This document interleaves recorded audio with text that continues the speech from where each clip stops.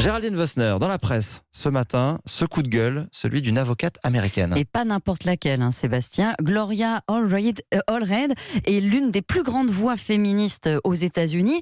Elle est intervenue dans les affaires très médiatiques contre l'acteur Bill Cosby, Harvey Weinstein.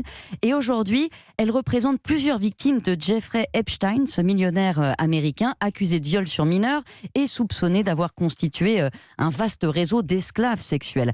Gloria Allred, donc, accorde une longue interview aux Parisiens aujourd'hui dans laquelle elle s'étonne de l'atonie apparente de la justice française. Ne pas enquêter en France serait irrespectueux pour les personnes qui affirment être victimes, dit-elle. Je perds confiance dans la justice française car le volet hexagonal de cette affaire tentaculaire n'a rien d'anecdotique. Le français Jean-Luc Brunel, un ancien patron d'agence de mannequins extrêmement proche d'Epstein, semble un personnage clé de son système. La justice américaine a dévoilé des messages manuscrits du majordome du millionnaire, informant par exemple que Jean-Luc a déniché une traductrice de 16 ans pour son ami. Une victime l'accuse d'avoir offert à Epstein 3 filles de 12 ans venues de France pour son anniversaire. On sait par ailleurs qu'Epstein passait une partie de son temps à Paris où il possédait plusieurs appartements.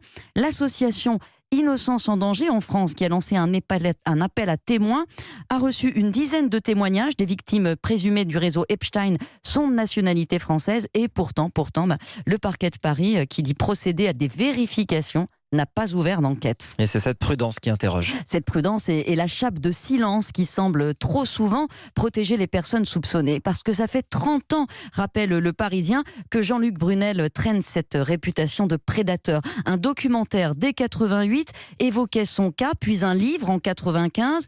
Plusieurs jeunes femmes l'accusaient de les avoir abusées. Il n'a jamais été inquiété par la justice. Pourquoi, se demande l'avocate américaine, et elle n'est pas la seule. Le mouvement MeToo a révélé une culture du silence, il ne l'a pas encore réformée.